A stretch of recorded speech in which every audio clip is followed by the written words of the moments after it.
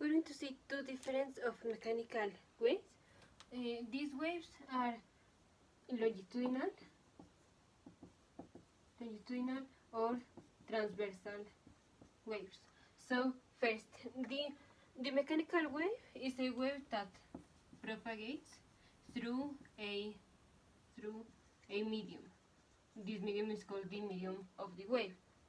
For example, on the water, if we drop some objects on the water, all those waves that we see, they are propagating on the medium. The medium is the water. But electromagnetic waves, including light or radio waves, UV light, this could be, actually we will see if they are transversal or longitudinal waves, but they travel in the space, but without a medium, so just in the vacuum. So here we have the first, we're going to see the transverse wave and then the longitudinal wave. So then we will see that there are some waves that have both components, longitudinal and transverse. So for the transverse, let's suppose we have a rope, a straight rope here on one side, and on the other here it is tense. Here we have a person. If we do this once, we will see a wave traveling just once like this, and then will return to the equilibrium. But here, as you can see, the wave is traveling towards that direction. This is the direction of the wave, and the medium, in this case the particles are moving up or down, so they are moving on the perpendicular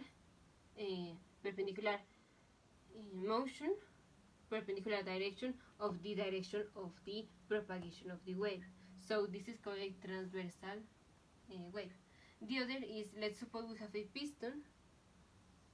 Here we have a piston with some fluid, could be gas or could be water. Here we have it.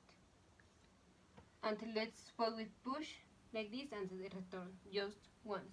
So here the wave of propagation goes towards that side, and the particles of the medium are moving in this same direction, so moving in a parallel direction or parallel plane. So we are talking about a longitudinal wave. There are other cases in which we can have the components of both. For example, we have here a container of water, and here we have water. Here we have water, for example, and this bar, we move it, we push it and retract it, so the water will move along in whatever direction, something like this. But as you can see, we have movements of particles going towards that side or this side, or in a circular pattern. So here we have both components. The thing that all of these have in common is that they always have a equilibrium that was before the propagation of the wave occurs. The equilibrium is disturbed when we put energy onto the system. In this case, we move the rope or push the piston, something like that. So all of them have equilibrium, and this is the state of equilibrium that will be disturbed. And then there are forces that make that everything returns to the equilibrium after the wave have passed. The other thing is that the medium itself is not propagating. The medium is not moving, just the individual particles are moving either down or up, or in this case right or left, but either in the same direction as the wave, or on the transverse direction or perpendicular direction. For example, a transverse wave could be the movement of a snake. So let's say here we have a snake.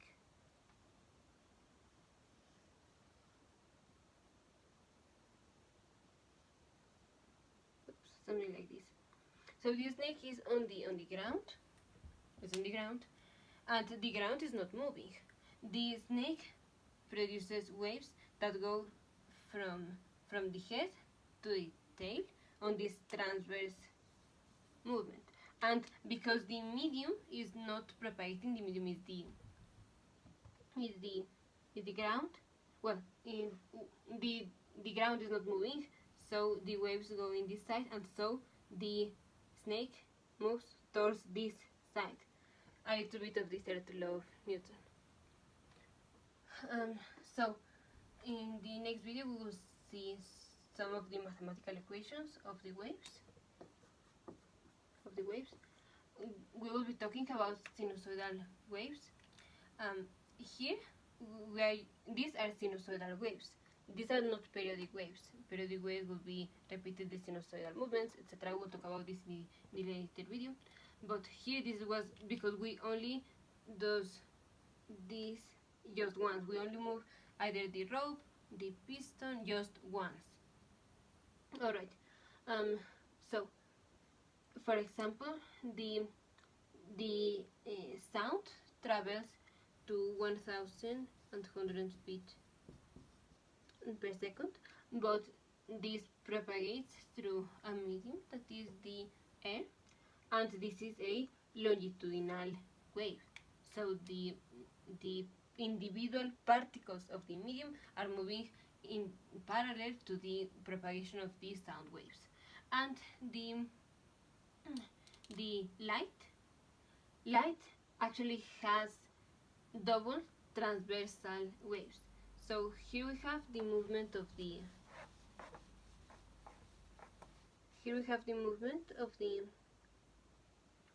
light. Let's say I turn on a lantern that puts or shoots light towards there. So this is the movement. The light has particles that go on this, are moving here. So in this case we are moving up or down. And we have other waves that go on this plane, in this other plane. So something like this. Something like this. So let me call this plane this X, Y, and Z in this case. So the movement is on the X direction, and the particles are, or the waves are double transversal, one on this plane YX and the other on the plane ZX. But the light is not a mechanical wave in the sense that it is not propagating through a medium. But I wanted you to see that the light has double transversal waves. So now in the next video we will talk about the measurement that we can do, like frequency, speed, period, etc.